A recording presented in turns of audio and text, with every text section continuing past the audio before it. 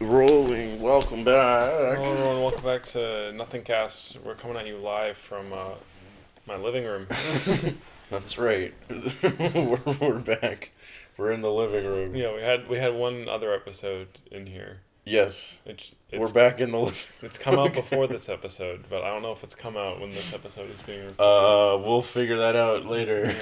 Yeah. Wasn't it? There was like Once I get around to releasing these. we were doing like there was one point we were on a steady stream of releasing them like 1 year after they were recorded. It was almost like a year to the day of like. Oh, maybe. Like we were talking about like Batman v Superman in like 2017 and like stuff like that. Well, it was probably like my first or second year in college or something. Yeah. When I had more free time, ironically. Because I would just like stay in the editing room after class like the one day and like edit one every week. So, you know. Do we have a plan for this episode? I don't know. I mean, We we haven't talked about Tenet on any Nothing Cast. We didn't? No. Oh, we did one on PS Tuesdays. That's what I was thinking of. We talked about it a little bit in that. Oh, you did? Yes. You guys had a review of it? Yeah, a little. We talked a little bit about it. Like what? Like just like joshing, like making fun of it, or like? No, we were like, I like it. It's good. Yeah. And oh yeah, I talked about. I think it was in another video I did. I talked about how it's kind of sort of ripped off the one student film that I did. Oh yeah. With you, where we filmed the thing backwards, but one of us was moving forwards or whatever. Yeah. We filmed it like we reversed the movie, but one of us was moving backwards, so it looks like we're moving forwards. Yes, exactly. Yeah. Which we could do impossible things. So, Tenet ripped us off, is what I'm saying. That was what, like, hot take on Tenet. Like 5 years ago. That was before.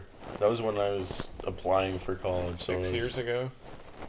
Jeez, I guess so. No, Yeah. 5 years ago, because I. Well, did you apply in the fall? Good question. Probably. Yeah, so it was 6 years ago in that 6 case. years ago, jeez. that makes me feel old. You've been in high school for what, 13 what, years? 13 years? Yeah. No.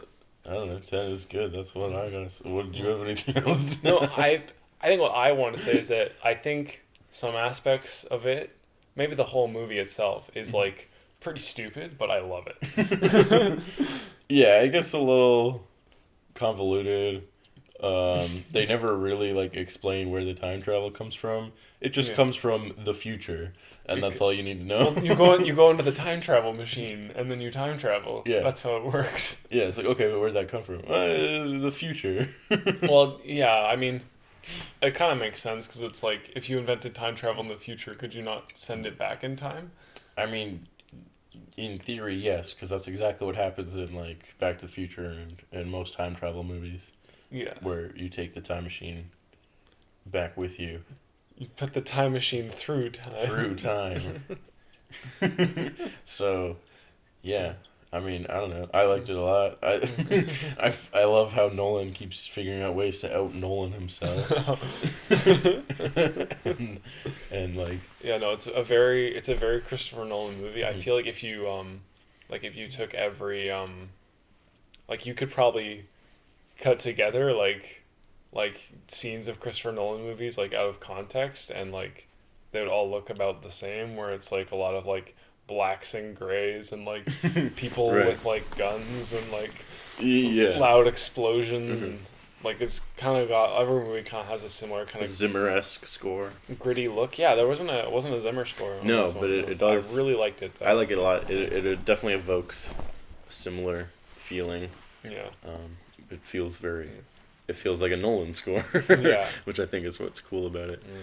Yeah, and just how he can like come up with these like ideas, and how I wonder if Nolan sees time like non-linear. differently. Yeah, like cause just like movies like Memento. And Yeah, like, Memento. Because this one reminded me of Inception Memento as well. Dunkirk. Yeah. Dunkirk didn't even need to have like a weird time thing in it, but it does. No, yeah. That's the one thing. I honestly forgot Dunkirk was a movie when I was thinking about Nolan's career because it's it's very it's one of the different. most straightforward and very different. Yeah. In that way, like it has the weird Like- time thing, but like Mhm. as a whole, it's But you just don't like need it. Like that's the other thing that's weird about it's just a war movie. Mhm. Like you Yeah. know, I think it's the most unnecessary in that movie. And then when I think about Yeah. because when Yeah, you Yeah. could still do the movie Mhm. basically the same without that Yeah. element. And it would- where like Memento doesn't work unless it's backwards. Yeah, You know? exactly right. So you say that about Memento. It's funny because Tenet almost feels like I don't know, like a movie, like any movie. You're putting the head of the protagonist, right? Yeah. But Memento is like Tenet is like you're watching a movie about you watching Memento. Like you don't understand what's happening, and you like gather more as you're watching the movie. Right. You know, Yeah. Okay. like where it's yeah, like yeah. it's like watching someone try to understand a Memento. Good point. He's like, "What's 'Cause- going on?" Right. You Because knew this? in Memento, Yeah. he forgets Every- every scene. So right? he doesn't know. So he doesn't know what's happening the whole movie, but as you watch the whole movie, Yeah. you start to understand the full thing because you Yeah. start to see like, oh, that's how he got to this Yeah. point. Yeah. Okay, now I see how the whole story is being told, kind of thing. But yeah, in Dunkirk, or the other one, Tenet. that's literally an element of protagonist knows nothing about what's happening. Yeah. At the start, and he The- slowly the learns. protagonist. Yeah, that's his name. It's it's weird. Yeah. I feel like it kind of works I think sometimes. it depends on. That his name is the protagonist. What do you? Well, it depends. Like there's actually a lot of stories where the main character doesn't have a name. Yeah. Like Fight Club, for example, he's just called the narrator, Yeah. Edward Norton. Yeah. And things like that. Yeah. Because, and there's a lot of things where you don't really need characters to have a name necessarily for certain stories. Unless it's important, but this one Unless- he's a spy. Like he's supposed to be kind of invisible, Right. kind of be like he's like a chameleon. He morphs into whoever he needs to be, and that's Yeah. so him not having a name kind of works in his advantage. Yeah. He doesn't- like his identity is his work, so he doesn't Right. like he doesn't have a life outside of that. Yeah. No, because he doesn't have a life outside of the story of the movie either. Yeah. Yeah. Yeah, I think it works for this specific movie. I don't think you could do it every movie. No. I think You know? I think like and I feel like there's like classic movies like that don't ever name their protagonists because they don't have to, and like I feel like Hitchcock could get away with something like that. He probably has. I don't know a lot about Hitchcock. I'm trying to think. I watched some Hitchcock recently, but I'm trying to think if there is any He could get away with that. specific ones, examples. Yeah. It depends on Yeah. this. You know, I'm trying, or a better example other than Fight Club, which is the only example I can think of. Yeah. Well, I don't know, any story where it could be anywhere, or you know, like it could be, it takes place in any town, USA, or like. Yeah, those kind of like. Well, because Yeah. you can, it's actually not that hard to get around because it's you know when you go to meet somebody you already know, you don't always say, "Hello, Patrick, my brother." You know, I'll just be like, "Oh, hey," Yeah. right? So like, you don't, so like, it actually doesn't. Mhm. It's not as unnatural as it sounds when you're like, Yeah, this no. person doesn't have a name Yeah. in the world they exist in. Yeah. But No, because you're right. Like a lot of that is, and that is like one of the challenges of writing is organically introducing things that an audience needs Right. to know. Right. So you'll have people like ask, or like introduce themselves.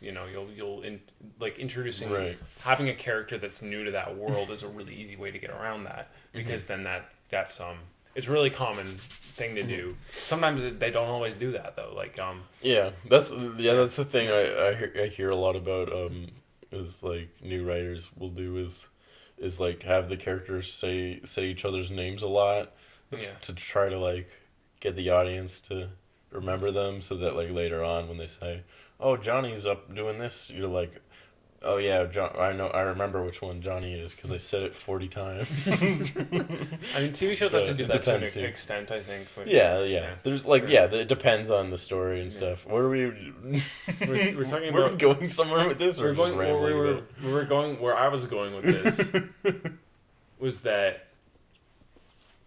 That's why that happens a lot in writing, but Right. it doesn't always happen. I feel like a show like I was thinking about this today that like Brooklyn Nine-Nine, like the captain is new, but like Right. everyone else is already established. Yeah, though, so and they're they kind already of have established, this but dynamic. There's not a new Jake Peralta there. Jake Peralta's been there forever. Yeah, but they're meeting the captain, so the captain's meeting all the Yeah, characters. so that's how you kind of find out about them. But Well, yeah, it's that's usually like the like it's like usually Jake's story. Like usually Jake learned something. Yeah. From an episode of Right. Brooklyn Nine-Nine. Yeah, that's just It's kind of his show a lot of the time. It Yeah, depends on the episode, but yeah. He's the protagonist. I'm the protagonist. You ever okay, so like Brooklyn Nine-Nine is a show that's pretty good, Yeah. like and great like most of the time, Yeah. but like you know how most sitcoms have like an A story and a B story, Yeah. and then like sometimes a C story. Yeah. I like to think of Brooklyn Nine-Nine is they have like the A story, which is usually Jake, then the B story that's like a couple of the other characters doing something, and then it's the Terry story, which is whatever characters are left do something with Terry Crews. He's like almost never part of the main A or B story, and I think it's just because like I don't know he's part of like almost a different dynamic of the group where like he doesn't have like a distinct relationship with any of the different characters, so like you can just throw him into whatever's happening and have him be goofy and talk about yogurt and Terry needs his vitamins. He probably says that at some point. Yeah. I'm not quoting a specific episode. and I think it like comes to like the episodes I like more and the ones that I like less, where like the ones I like more are ones where there's like one main thing happening and it affects all the different characters in like slightly different ways. But then there's like other episodes where it's like there's one thing happening with Jake over here, and then there's like two other things that are completely unrelated. I'm sorry, I don't know why I went. That's true though, and I it kind of ties into like what episodes of Brooklyn Nine-Nine do you remember, and the ones that you remember are usually ones that have either a really good A story or an A story that affects every character. Yeah. So like the Die Hard episode, you remember because it's ridiculous and zany and great. Because it affects every character. Yeah. I was trying to think of a way to connect this back to. I thought you were gonna go to the Hitchcock and Scully where the C, or they kind of the D story. That's the thing is like yes you they should be right because they're side characters. Yeah. Well that's the other thing is they're side characters, so they're not even in the and they're not even always in a main story. Sometimes they're just like in the background while everything else is happening. And I guess later on, once they got rid of Gina, and the show went downhill. Why did she leave?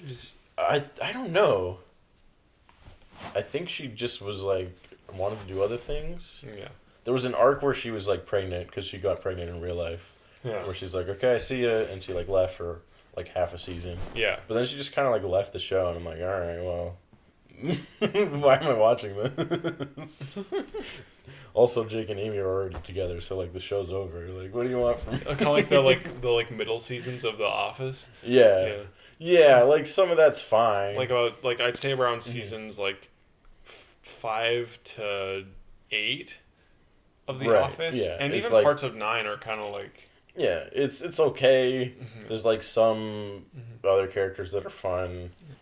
But yeah, once Michael's out, it's like, all right, like why am I watching this show? Yeah. And they give him like a really good body. Yeah, exactly. So it's like that's kind of all you need. Yeah. I did enjoy the last season, I think. Yeah. I thought it wrapped up nicely. I don't know. Shows.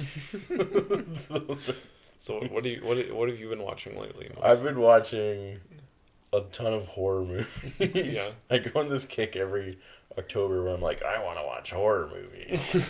And then I like watch a few, and then I'm like, and then November 1st comes around, and I'm like, well, I'm not going to watch any more horror movies till the next October. So this year I've just been like cramming in tons, and I think I like horror movies now. like dumb horror movies, or just like horror movies? All of them. All of them. All of them. I watched all of the Scream movies. Well, I'd already seen one, Yeah. but I watched two. Well, I guess I'd already seen three. So I watched 2 and 4. That's not that many. But now you've watched. Now I've seen all of them. Yeah. I watched last night. I watched Halloween 1, 2, and 4. Why'd you skip 3? Because 3 is a different. It's unconnected. Mm-hmm. I'm gonna watch it eventually, but it's not connected to Michael Myers, so it's Like a a different spin-off? story. They were like, they did 1 and 2, and then John Carpenter was like, let's make this an anthology series, so every movie is a different story about Halloween, but like it takes place at Halloween, but it's like a completely different thing. And then it bombed horribly, and no one liked it, and so they're like, well, I guess we're back to. Oh, Whoops. it's my alarm. For... Time to go to bed? Is that what that is? No, it's not. Time to wake up? 9 o'clock? No, to remind me to read the Bible. Okay. Because I forget some days. See, I don't have an alarm like that. So Yeah. I don't usually remember at all. No. What was I saying? Oh yeah, I've been watching a lot of horror movies. Yeah. I think I like them. You think you like them. Because like for the longest time I was like, oh, I don't like horror movies, and then I like watched a few more, and I'm like, maybe I just don't like bad horror movies, because I watched like some good ones, and I'm like, these are cool. Well, I haven't seen a lot. Like, I was just generally turned off, I think, when I was younger, and like there's no way our parents didn't let us watch them. Yeah, even that's part of it. Even if we wanted to. I think the other part is like there's a lot of the ones that I think we grew up during a period of like kind of shitty horror movies, to be honest. Like all the like Saw sequels, not even like the first Saw, like during the like all the sequels of Saw that weren't very good. And then like you heard about like Paranormal Activity, and it's like it's a room, and then it's found footage, and then someone falls down the stairs, and that's the movie, and then they scream. Does is Ghost? And then like eventually we got like Insidious or something. I don't know. No, there was like other shitty ones, wasn't there? Or am I forgetting one? I don't know. I feel like there was a lot of. And there's like the Scary Movie franchise. Yeah, the Scary Movie franchise. Because of all the bad horror movies that came out, they're like, let's like make fun of them. Yeah, yeah. Okay, so the other movies I watched was a bunch of the Nightmare on Elm Street movies, which I recommend.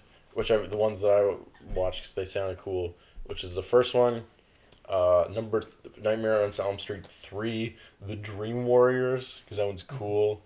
And then Wes Craven's New Nightmare, which is like number 7 or something. And that's the one where it takes place in like the real world, and like Freddy becomes real and like attacks like the lead actress of the first movie, and like Wes Craven, the director, and like the and stuff like that. And it's like this really, because Wes Craven likes to be weird and meta and stuff, but it's like this cool, idea about like storytelling and movies and dreams and stuff like in Shark Boy and Lava Girl, where some dreams are so powerful that they become real. Yeah, basically. But it's like this. It's kind of cool though, because it's like it makes the point that like every kid knows who Freddy Krueger is, even if they haven't seen Friday the 13th. He's like Santa Claus. He's like that famous. Yeah. And that was like very true in the 90s, and even when I was growing up. Like, did you have that kid in like elementary school that like their parents didn't care if they watched horror movies? Oh yeah, and they knew like all the lore of all the in all hindsight, the 13th those kids probably didn't have the best upbringing. Yes, that's 100% true. Their parents would buy them like a TV, but like not show them affection. Yeah, and they would probably the same kids. They probably abuse substances. The same kids that were like allowed to play like Grand Theft Auto. Yeah, there's definitely a lot of neglect evident in hindsight, but like when you're like, I don't know, when you're a kid, you're like, what? Freddy is what? That's crazy. That's so crazy, man.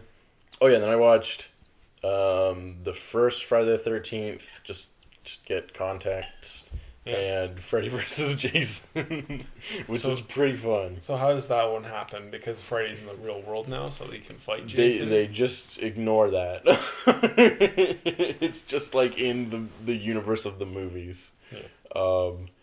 And at first it's like kind of interesting and cool, but then it's like it doesn't really make any sense. Really, a Freddy versus The Jason movie doesn't really make any sense. Yeah. a nightmare guy who kills people in their sleep and Yeah. only exists in the dream world fights just a guy Just with a guy with a hockey mask and a chainsaw. No. And a knife. He's got a machete. He's got a machete. What are you, a fucking idiot? I don't know. Yes. Completely different guy with the chainsaw.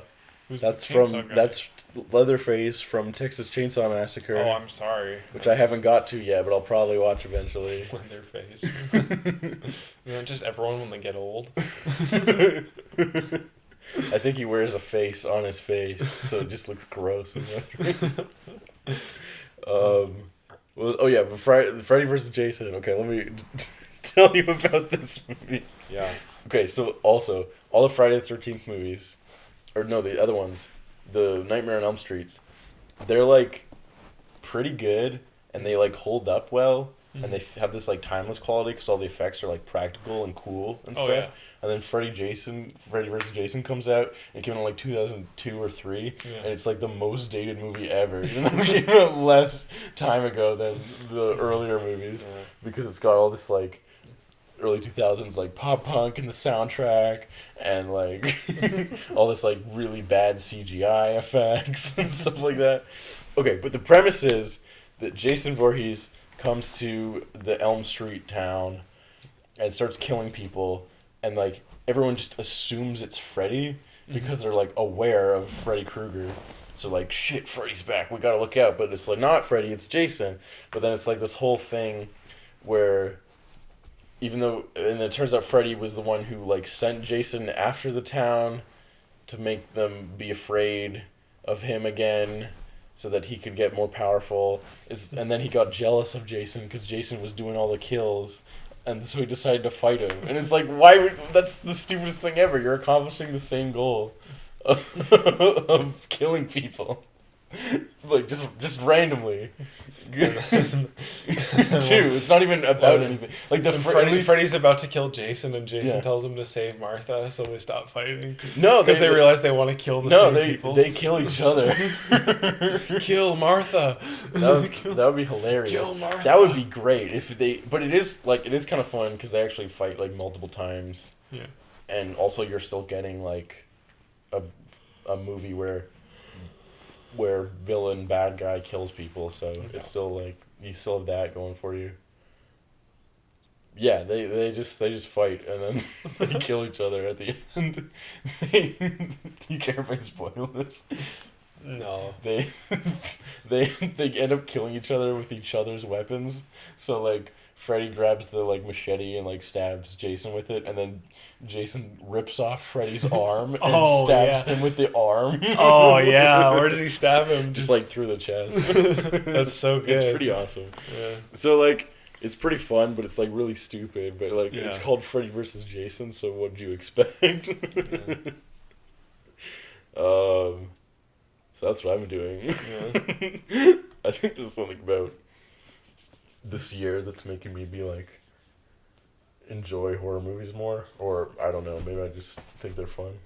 Just like like escapism of it, or just like Yeah. the like. Well, just like I don't know. I'm stealing this from smarter people than me, but there was something about horror movies that lets you like practice experiencing like fear and like terror and like all these shitty emotions that you normally don't want to feel, Yeah. but in a safe environment where you can't actually get hurt and you can't actually like, you're watching other people get killed, but you're gonna be fine. So I don't know. There's something about that's intriguing. That's Watching, yeah. No, yeah, like even just you saying that just reminds me of like the first like Saw, where it's not like necessarily like scary. It's just like uncomfortable. Like you kind of feel that discomfort of the characters who are just like Yeah. in a room, like chained to the walls and can't get out. Because that's like Yeah. most of the movie is just two guys in a room. Yeah. Like I think that's like a thing is like people expect horror movies to like scare them, like specifically. Mm-hmm. Like something's gonna jump out at you in the movie and that'll scare you. Mm-hmm. But it's like no, but the more interesting things about horror movie are all these like ideas that they have that are scary. You know, that's Like the fact that like Saw like takes Yeah. place in the real world, and like Yeah. there's nothing stopping a crazy person from Mhm. doing all the things Yeah. that the guy does in Saw. Yeah, that's what's scary about Scream, Yeah. you know, is it's like self-referential and there's like jokes in it and stuff, but it's just about like a guy who becomes crazy Yeah. and just decides to kill people. Mm-hmm. It was just like a seemingly normal guy, Scream, right? yeah, Scream's kind of like Kick Ass, but for horror movies. Like I could do that. Yeah. I could do it. I could be a horror creature. That's a good point. That's a good take. I like that. Scream is the kick-ass of horror movies. Yeah, because Why has no one ever tried Why has it no one ever before? tried to be A horror movie a creature. serial killer before? And wear a They mask. have. They all got caught. No, but like Jason, because Jason's a monster. And then, so the Well, the- like- yeah. No, sorry. Go. You say what you're saying. Oh, it's just a question about the like mask from Scream. Was that like just a regular like that's, I know it's obviously based on the Yeah, I think it's inspired by Munch painting. the Edvard Munch painting yeah. called The Scream. But was that Um, was that mask like was that like a regular thing that people Before had that? before the movie? Before the movie? I don't or is it think just so. I one they think made it's up just for like them? the idea of that mask is it's just a generic Halloween store mask, Yeah. and like anyone could be wearing that and anyone could be the killer and stuff like that. Well, like Scream 2 has this awesome opening where it's about in the universe of Scream, they started making movies about the Scream killers called That's so good. called Stab. And so like the opening of Scream 2 is like the premiere of Stab, and everyone's like super excited. They're all dressed as like the Scream killer, and then like somebody wearing the like Scream mask like stabs two people in the theater, and no one notices for the longest time because they think it's like part of the movie, like they think it's like part of the premiere, Yeah. like people like acting it out. Yeah. And that's like a terrifying idea, right? Yeah. That like, oh, two people just literally got murdered Yeah. while you're watching this horror movie and no one noticed. Yeah. I was thinking about, and like, no, yeah. and anyone could have done it because everyone here is like wearing. Well, that's masks. what I think about when I go to Halloween Haunt, and I think Right. that'd be a really cool premise for like a horror movie or I something. think it is. I think there was one. Yeah. I don't remember what it was called, but I think it came out because I remember Chris Stuckman talking about it, Yeah. where it was literally that was. It was they went to like a haunted house like theme park thing, and it was like there was a real killer that was happening. But they don't know who it is because they're But they don't wearing know a who it is 'cause they Halloween look- costume. But I think he said it wasn't very good. But that was the thing with like when Escape Room came out. It was like, oh right, yeah, that's so obvious. Yeah. I feel like that movie, like, because Escape Rooms like just became popular like a couple of years ago, Yeah. and then like a year after they became popular, there was a movie called Escape Room that's just it's Saw but in an escape room. Yeah. Oh, they thought it was for pretend, but it's for realsy.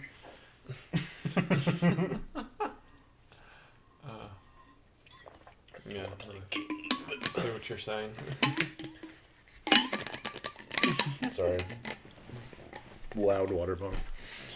Don't apologize to me. You're the one who's gonna have to deal with this ear nonsense That's true. in the future. In the future. So yeah. Time travel. Time travel. Time travel. How long have we been going? Only 29 minutes? Or 29 hours. Oh, that's long. Slow day for Nothing Cast. Trying to think of what other horror movies. Okay, have you seen Happy Death Day? Yeah, I watched that one. Okay, I watched that one the other day. Yeah, it's good, right? It's okay. Yeah. I wanted it to be better. Yeah. I mean, it's like a Groundhog Day remake. Yeah. So I like that about it. But I prefer Groundhog Day. Yeah. But what if Groundhog Day but a horror movie? What if though? Okay, but yeah, okay. So here's my part of my problem with that. Yeah. Is number one. That's not that scary. Because she's invincible. Well, she's not. Yeah, but kind of. Because she's she's gonna die eventually. Right. They realize that. They're like, oh, well, if she's invincible, then what's the point of this movie? So they build in a thing where she's slowly getting weaker every time that she gets killed, which is fine. But it's I don't know. It's just, okay, here's my thing. It's Groundhog Day, right? Yeah. So Groundhog Day is a good movie. It's a good movie because it's a comedy, and it's about this kind of existential idea, but it's ultimately about this person learning to be a better person. Yeah. Right? And that's sort of what this is, but worse. Where it's she's in this existential time loop where she's learning to be a better person, but also she's getting killed. Yeah. And her getting killed every day has nothing to do with her becoming a better person, which seems to be the only reason that she's in this time loop. So, why is it happening? Because she was a bad person. Okay, but why does her getting killed have to do with that? Because if she didn't get killed, she wouldn't be in the time loop. Yeah. So it's connected, but it's not. Because her getting killed doesn't have anything to do with her becoming a better person. It's just a random person doesn't like her. Yeah. Does that make any sense? Yeah, because she becomes a better person, that person still doesn't like her. Yeah. Yeah. So, okay, I see. I kind of she just stops the person from killing her, and then the movie ends. Yeah. So, it's that's. You're saying she. I'm saying there's less causation than there needs to be because there should be. She becomes a better person, but that doesn't stop the thing from happening like it does in Groundhog Day. Yeah, it works. She could have not changed at all, figured out who killed her, and which she should have done immediately. Yeah. Because all she has to do is the killer has a mask. Yeah. All she has to do is take the mask off. What's he gonna do? Kill her? Like he does every day? Then who cares? Do that and you find out who it is. Yeah. Sacrifice your body to reveal. It's just if it's. I don't think it makes any sense as a premise. Yeah. Because Groundhog Day, they don't explain it, and they don't need to because it doesn't matter why it's happening. You just need to understand that it is, and because it is happening, we get to explore these ideas and develop this character and see him grow and change. Okay, but then in the other one, her growing and changing and the fact that it's happening are unconnected. At least I think so. It doesn't make any sense. It's just close but not quite. I think. I know what you're saying. I mean, I still. I think they had to. I think they had to. They have to give it more rules for it to actually make sense, because they don't ultimately explain why it's happening. We just assume it's the Groundhog Day thing because we've seen Groundhog Day. But then she stops the person from killing her and lives the next day. So if she dies at the end of her life, is she gonna Is she gonna start over? What does that mean? Does that mean she's just in a hospital bed 24/7? She dies and then she relives that day where she dies at the end. Yeah, there's a twist part way where they think it's this serial killer who's escaped. Yeah. And that would have been more interesting. Yeah. Because maybe the serial killer has some kind of magic powers or whatever, and even though he's unconnected to her at all, then maybe it would have made more. I don't know. I'm just saying it doesn't. I don't know. I think it's a good idea. Maybe it's just because I think it's actually a good idea. I just don't think it's quite there. You don't think it? Yeah, I mean, it's not. I don't think it's a bad movie by any means. No. I definitely enjoyed watching it, and I think that I love how goofy the kill at the end is, where she's like, "Eat it, bitch," and throws her out a window. Okay, that's pretty great. That was pretty great, but that's the other thing is that how does she prove that she's a better person? How does she prove that that person was trying to kill her? She just shoved a poisoned cupcake down her throat and threw her out the window. Yeah. So she's fucking dead. Okay, I haven't seen. Oh, well, it's in self-defense.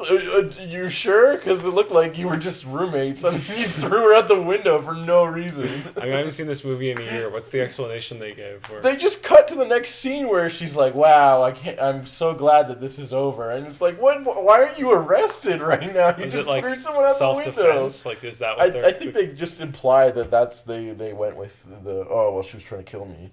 And it's like, okay, but you only know she was trying to kill you because she succeeded in killing you in the previous day. But no one else knows that. No one else knows that. Yeah. Well, you could tell people that, but that's not very, that's kind of hard to prove. Yeah. I mean, other than for very specific things the sprinklers are going to go off at the time that I'm sure they go off every day.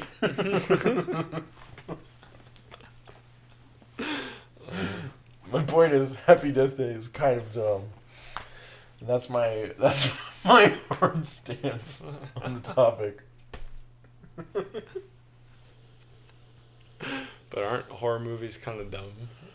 Isn't that the idea? Yeah, but not all of them. Some of them the first Halloween is the first Halloween is solid because it's just guy escapes from. It's a very simple movie. Guy escapes from prison and starts killing people again. Yeah. And it's just during Halloween, so no one really suspects him because it's just it's a guy in a mask. Well, there's also guys in masks. It could, and then he just kind of kills randomly.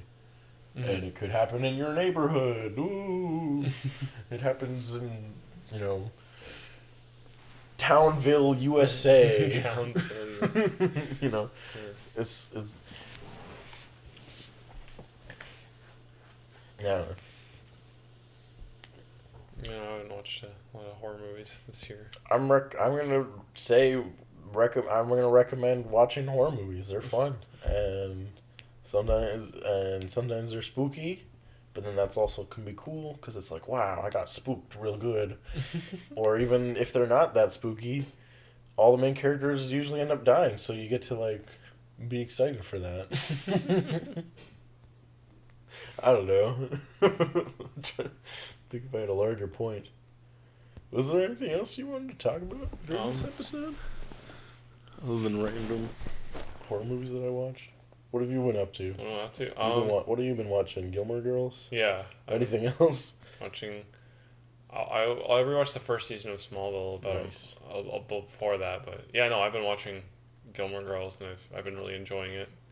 Since I don't know, it's just it's a drama, it's got good drama, which I very much enjoy, and they kind of carry a lot of thematically they do a lot of interesting stuff with how just with parents and their children and kind of are you destined to become your parent or can you break free from that and are you a Rory or a Lorelai? And but they are you a Rory but it or goes through so many layers where they're there's it's almost there's another everyone has there's another layer to every kind of conflict where even the side characters have where you have Lorelai whose parents are rich, but then they kind of were really controlling of her life, so she broke out of that. But then there's times where she's Rory, you can't do this shit, trying to be like her parents and in that kind of way. And so it's interesting to see that. But then it goes one layer deeper where she's always not good enough for her mom, but then like her mom is always not good enough for like her like mother-in-law. And so like it's like everyone has like someone above them that they're trying to impress but never will impress. Right. And it becomes a really like fun show in that way to see how the roles kind of flip flop. Where sometimes Rory is acting more like a mom than Lorelai is, and then because she became a mom so young, she's basically like still a teenager in a weird way. Right. Yeah. No, it's like I get it. I Yeah. get that it's like Yeah. good and well made. And I don't know. It's also just like super goofy. Like Sean Gunn is becomes a bigger part of the show like about halfway through season 1, and he just plays like the biggest loser you could ever imagine. Like like a 27-year-old man who has to like check with his mom to see if he can like stay out till 8 p.m. like that kind of thing. And he, it's just I don't know. Yeah. So yeah, I don't know. It's one of those things where I didn't know I would like it this much, but it kind of grew on me the more I watched it. And I kind of. I think it's just like one of those things where it's like, what's it about? Oh, it's about this mom and she has a daughter. Yeah. Yeah. They live their lives. Yeah, but it's probably it's a. Then what happens? Well, life stuff. Yeah. But I don't know. It's cool because like I don't know. I find that to be a rare quality with some TV shows where like a lot of it stuff just happens kind of like real life. Where like I don't know. Like she goes to high school and then she finishes high school and you don't see like half the characters you used to because they're not in high school anymore. Yeah, but Buffy does that, and but they also do that while they're fighting vampires, so it's more fun. I don't know. Yeah. I'm sure it's fine. Yeah. It's obviously well made and well written and stuff. Like we watched an episode today. Yeah. And like there's like one long tracking shot that I thought was cool where they like follow them down the hallway and then they go all the way like through the party and stuff. I'm like, they do like one to three of those per episode. Yeah, and they're like doing like really fast dialogue and it's very, I guess like Sorkin-y, Aaron Sorkin-esque. Yeah. So that's cool. Yeah, you like Sorkin? I do, but I like his stuff more because it's like about things. Yeah, like it's obviously the content is not like but the execution is so good that like you kind of become invested in it. Like it is kind of soap opera-y, right? But like you kind of become a sucker for that. As soon as you're like kind of sucked into the dynamic, you want to see what's going to happen next because the show is kind of about it's a constantly shifting dynamic. Because there's never a spot there's never a point in the show where everyone has what they want. Right. And so it flip-flops between different characters having what they want, and then that will go away, and then someone else will be in a good place, and so you're just kind of on the edge of your seat, just waiting for like peace of some sort. Yeah, I get it. Like that's why Grey's Anatomy has 15 seasons. Yeah. Or more. Yes. I don't know. There's something about I don't know. Maybe. Let me comment below if I should give Gilmore Girls a shot, if I should watch the show or not. I think you should watch it, because then I can rant to you about it. I mean, like, I guess you could argue things like How I Met Your Mother are pretty similar, which is like, it's about these people and they're living their lives. Yeah. But like, there's like a hook in that one. Yeah, or it's like he's gonna meet the mother. Yeah, I know it's going somewhere. And so I guess I don't know. Gilmore Girls. I don't know. It's coming of age, so like but you don't. But like, it's not like she's gonna be Superman at the end. So like, well, that's my problem. I understand how you, like. It's like why you feel like that. Like, there's nothing about it that is bad, but it's also like, to what end am I watching this? Like, I had an example, but I lost it. Well, even in, like, a movie version of, they come of age, it's only, like, an hour long, so it's watch forever. Or, like, I'm trying to think of a good example. I don't know, it's just like, it's fine. Yeah. It's completely unoffensive. I don't have very many good rebuttals.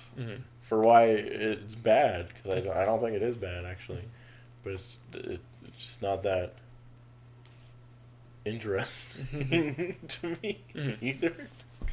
I don't know. It's called Gilmore Girls. I'm supposed to like this show. That's the stupidest way to. I watched all of She-Ra. Okay, I like girl things sometimes.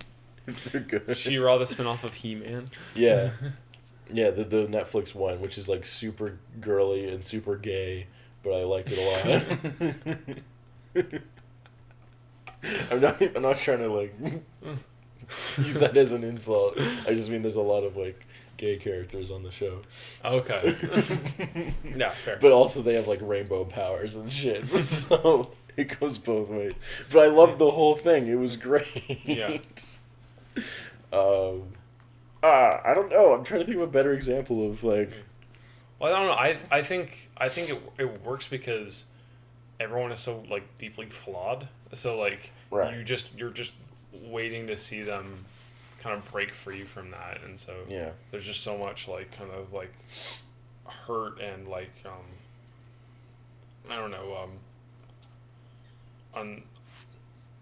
unsatisfaction. It's the word, I guess. I'm like, Okay, here's dissatisfaction with life itself. Yeah. Okay, here's my other problem with the show. Yeah. Is a lot of it seems like it's, oh, poor me, my parents are rich. It's so hard. They address that though. Like they want to buy me a house. My life is so hard. I don't know. It's okay. It's like you watch one episode of Contact. You got a mom who loves you. Yeah. You got rich parents. Yeah. Like your lives aren't that bad. No. Like, you're gonna be fine. I don't know. Is there an episode where like a serial killer comes to town? Like, is there is there any episode? See, like, okay, that's fine. Like, Yeah. you could do like a show that's just like it's about people and they live their lives and they grow and change. But like, I don't know. Is there like a episode where like someone gets into a car accident and explodes? Like even Riverdale, which is a dumb show, has like something crazy happen every like couple episodes, which is more interesting to me than like a better made show where like people live their lives like how people do. I don't know. I'm trying to explain it better. Maybe I'm just an asshole and I can't just enjoy something that's a show called Gilmore Girls. Called Gilmore Girls. That's perfectly fine and not a bad show. Well, yeah, it does have like I don't know. There is a couple like physical kind of crisis type things like car accidents and like I don't know. There's one like the show like almost never has like.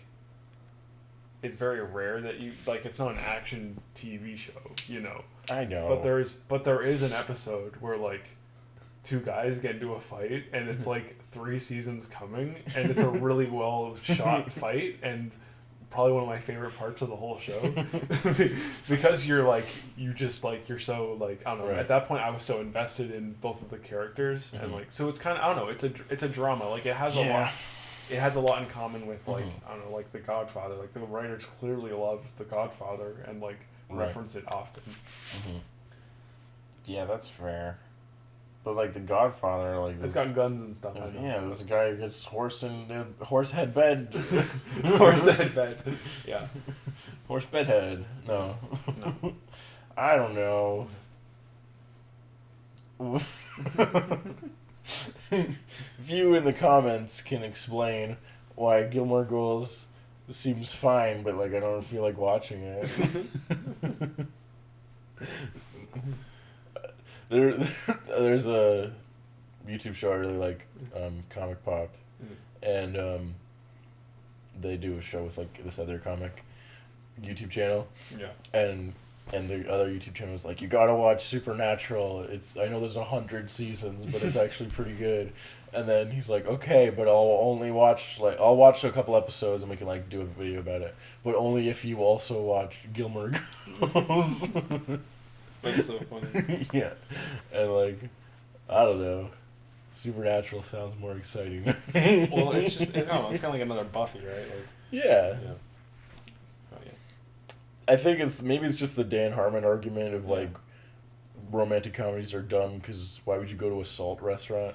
Yeah. It's like, oh, it's about people, they fall in love and then they fall out of love and then they fall into love again. The end. That's every romantic comedy. Yeah. But it's like, okay, but like what if you had that same exact plot, but also they were fighting a giant monster the whole time? Wouldn't that be more exciting because you still get like the character development, but like also something interesting is happening? I don't know. What's the hook? Like, why is it's just called Gilmore Girls because their last name is Gilmore? Like, Yeah, well, there's okay. So if you take the dynamic, yeah. Pitch me the show. Why? What's the like? Yeah. And it's great because this is why you should watch it. Like, it's great. I say because of the character dynamics. The Gilmore Girls is just the chain. It's the chain of daughter, mother, grandmother, right. And the dynamic between those three characters is very central to kind of the whole show itself. Mm-hmm. And so that's and kind of the themes as well. Yeah. Okay. All right. I get. I don't know. So it's about the Gilmore Girls. It's about the Gilmore There's three Girls. girls, and their last names are Gilmore. And there's a fourth one as well, who's like even older because she's the mom of the grandpa. The great grandma. She's a great grandma, Okay. yeah.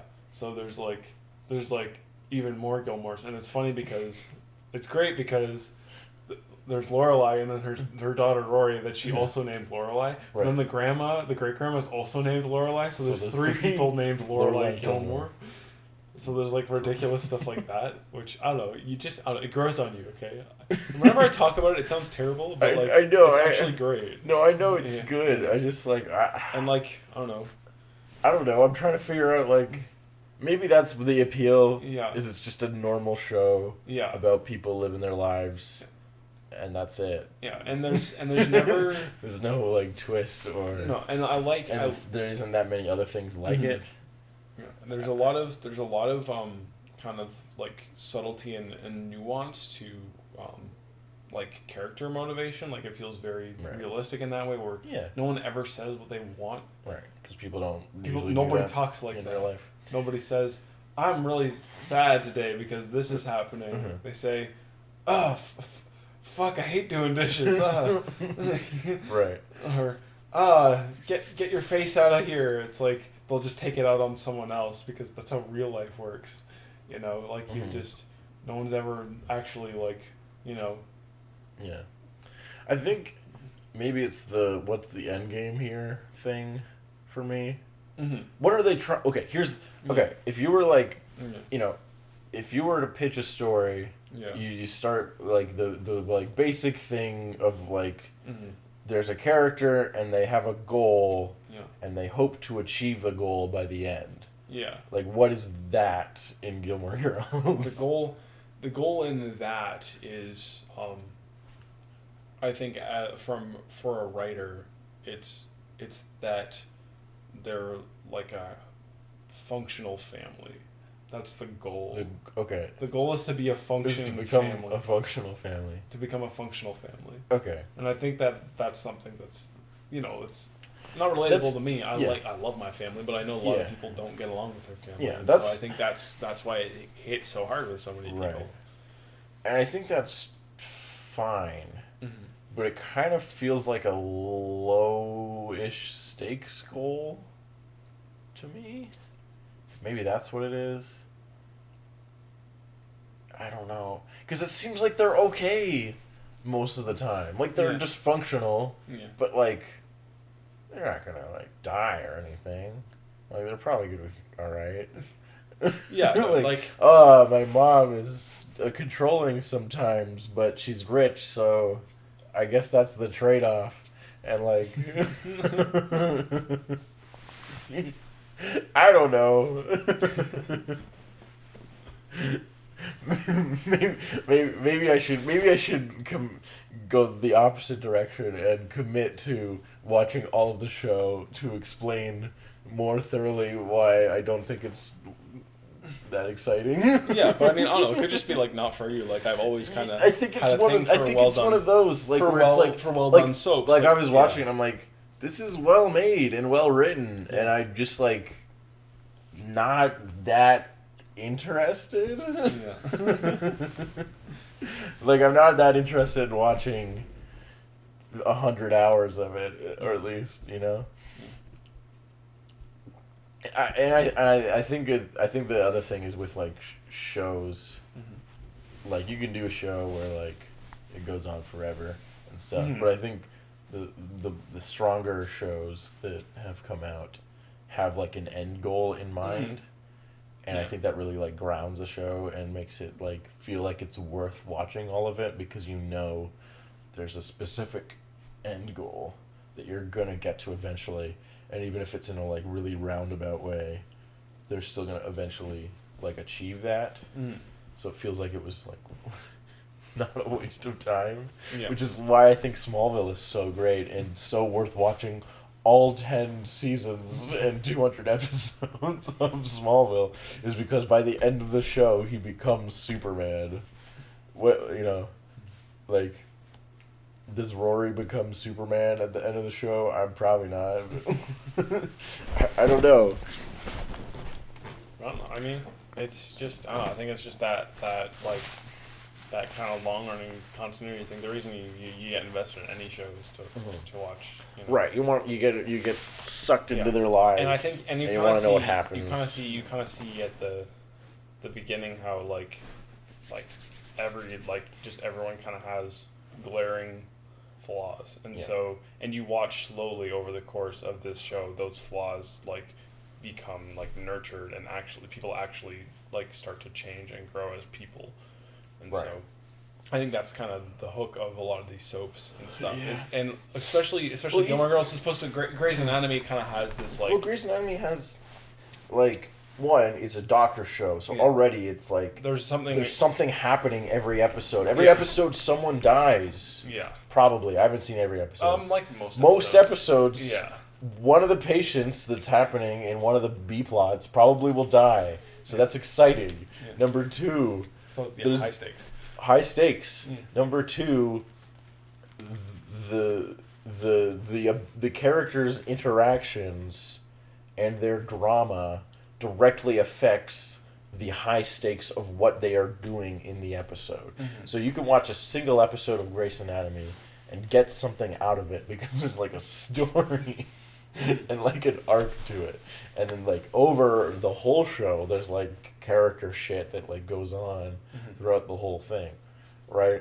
So like that's why that's like exciting to watch week to week.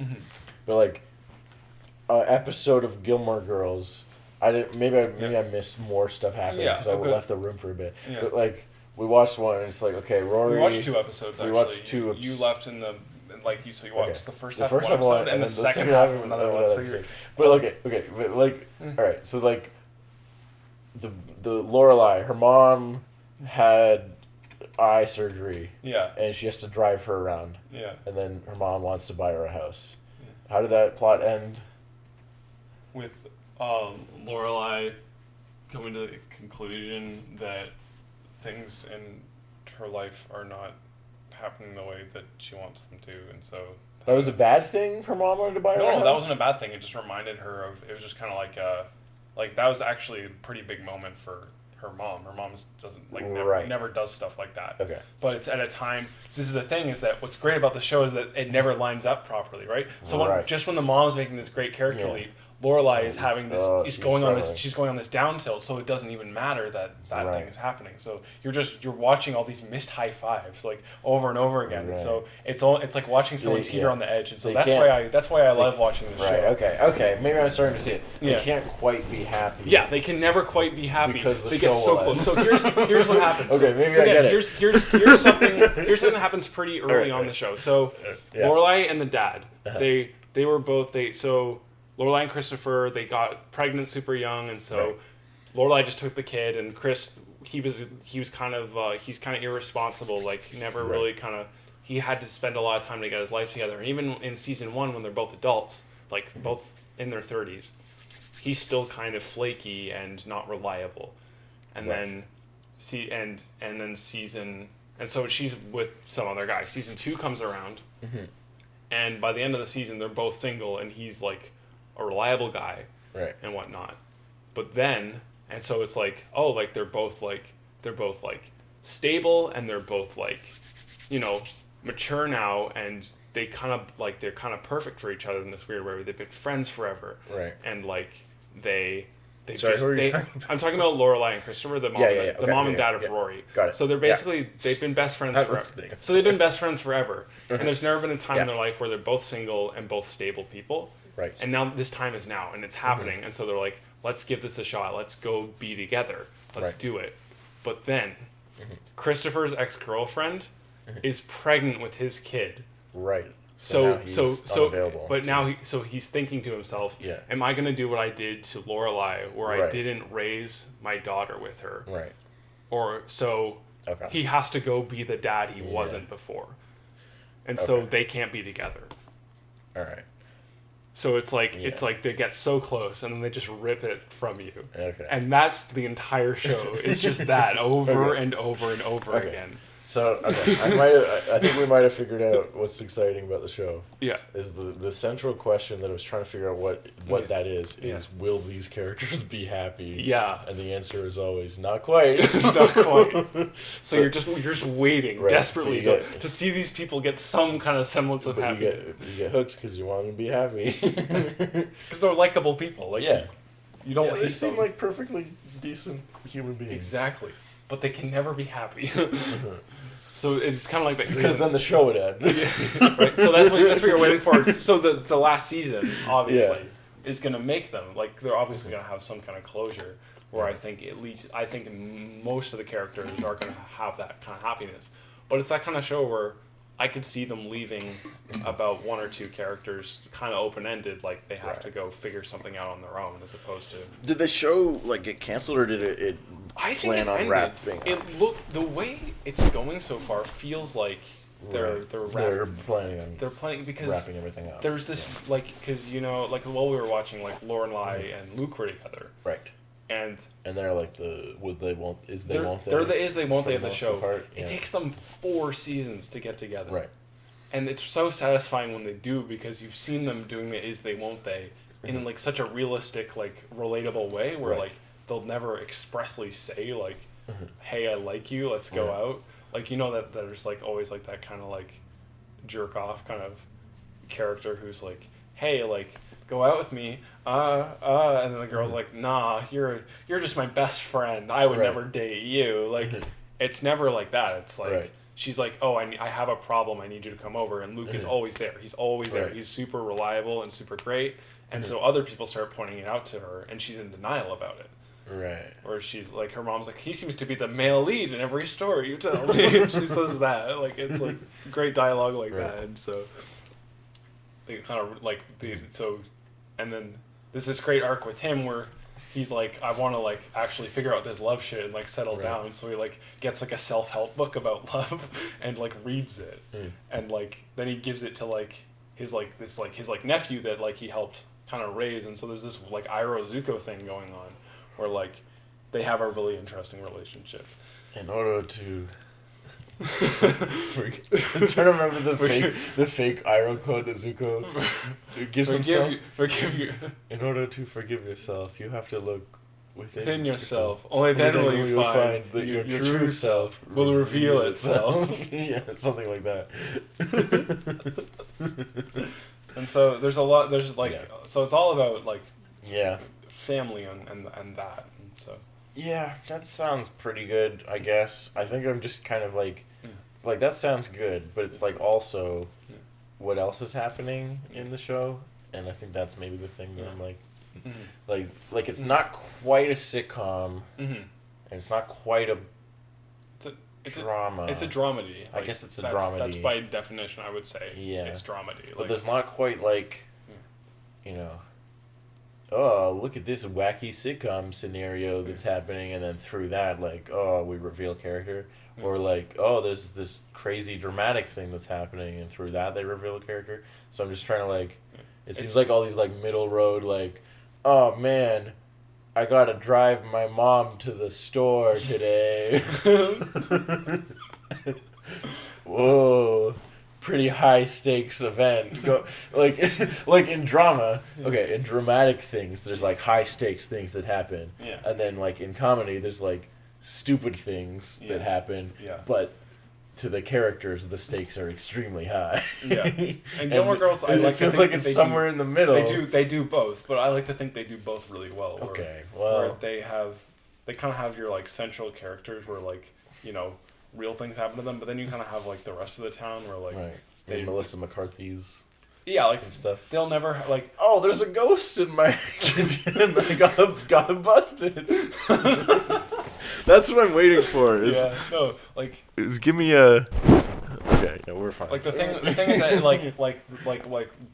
the Gilmores they'll always have like kind of high stakes things going on in their lives that are like Right. It's not always life and death. Sometimes it is, but a lot of the time it's like, are they going to be happy? Are they going to be emotionally stable? Like, are they going to turn out okay? Like, are they going to are they going to walk off like a building tomorrow? So, but then it's kind of over this backdrop of like these other characters who kind of have like minor issues, and it's weird because it's like there's this kind of almost like sitcom safety net around everyone else in the show. Where the zany thing that like Suki and Jackson, initially the show starts with them just like arguing over produce like every episode. Like he's like Which ones are those? The Melissa McCarthy and the guy she's with. Her boyfriend. It's her husband. But initially they're just like coworkers. Right. And so every episode, like season 1, Lorelai will walk into the kitchen and Jackson will be like, my fruit is fine, and she's like, your fruit's stupid. And it's like, I don't know, it's like that sitcom guarantee where like you just know something's gonna happen, but you enjoy it every time because they find a way to be creative about it. Yeah. You can't mess with the classics sometimes. No, but then it becomes more like a drama because they like start to they start to play with the dynamic there where it's like at first they're just like coworkers that bicker and then they become like they like date, they start dating and but like their work like looks exactly the same and so like it's just like I don't know, I think it's shifting dynamics and characters just being, I don't know if I'm saying this well at all, but like that's the appeal. That's why I got into it, was to see Will they be happy? Will they is be happy? Will they is be happy? Yeah. Should we call it an episode? How long have we? We've been going for an hour and 7 minutes. Yeah. Unless you want to keep going and do a double dose. It's not too late. I mean, we could adjourn for a short break. Okay. Tune in next time for something. Sing us out with the Gilmore Girls theme song. If you're out on the road, getting lonely and so cold,